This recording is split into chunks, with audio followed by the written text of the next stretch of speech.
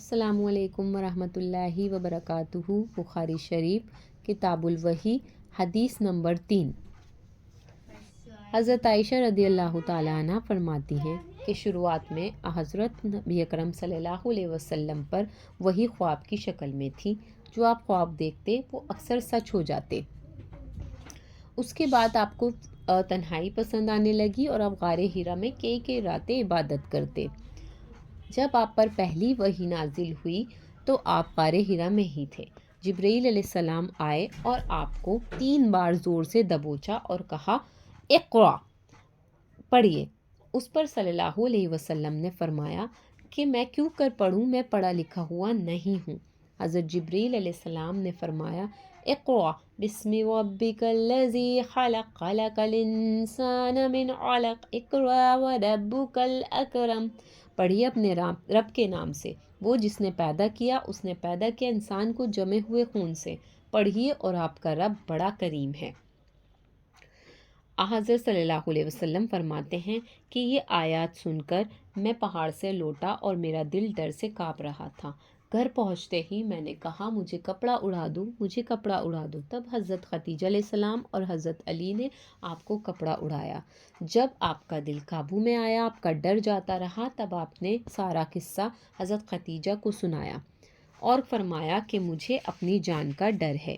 اس پر حضرت خدیجہ نے کہا ہرگز نہیں، خدا کی قسم اللہ تم کو کبھی رسوا نہیں کرے گا۔ تم تو ناتا جوڑتے ہو، ناتوا کا بوجھ اپنے اوپر لیتے ہو اور جو چیز جس کے پاس نہیں ہوتی وہ ان کو کما کر دیتے ہو، مہمان کی مہمانی کرتے ہو اور حادثوں میں حق کی مدد کرتے ہو۔ پھر حضرت خدیجہ آپ کو لے کر اپنے چچا زاد بھائی ورقہ بن نوفل کے پاس گئیں، جو دور جاہلیت میں ہی بت پرستی چھوڑ کر عیسائی مذہب اپنا چکے تھے۔ عبرانی زبان جانتے تھے، اس لیے انجیل شریف عبرانی میں لکھ رہے تھے۔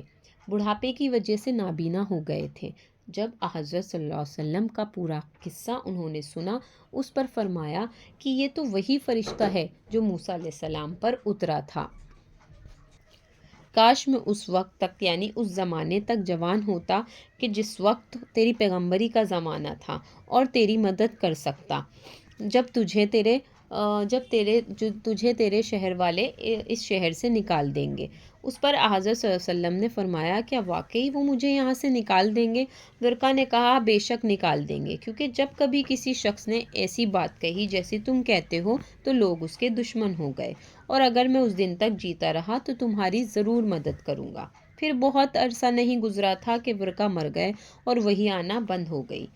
نبی اکرم صلی اللہ علیہ وسلم فرماتے ہیں کہ کچھ عرصے بعد میں بازار سے جا رہا تھا کہ راستے میں میں نے آسمان سے ایک آواز سنی۔ میں نے آنکھیں اٹھا کر اوپر دیکھا تو وہی فرشتہ جو غار حرا میں میرے پاس آیا تھا، آسمان اور زمین کے بیچ میں کرسی پر بیٹھا تھا۔ یہ دیکھ کر میں ڈر گیا اور گھر کی طرف لوٹا اور دوڑ کر گھر پہنچا اور فرمایا مجھے کپڑا اڑا دو، مجھے کپڑا اڑا دو۔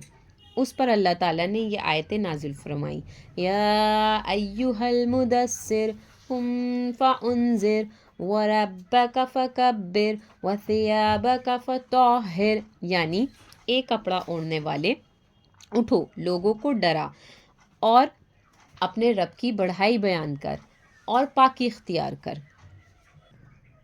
اس سے ہمیں کیا سیکھنے کو ملتا ہے کہ جو پہلی وحی آپ صلی اللہ علیہ وسلم پر نازل ہوئی وہ تھی اقرا، یعنی کہ پڑھیے، اور دوسری وحی یا ایھا المدثر، یعنی اے اوڑھنے والے کپڑا اٹھو اور لوگوں کو آگاہ کرو۔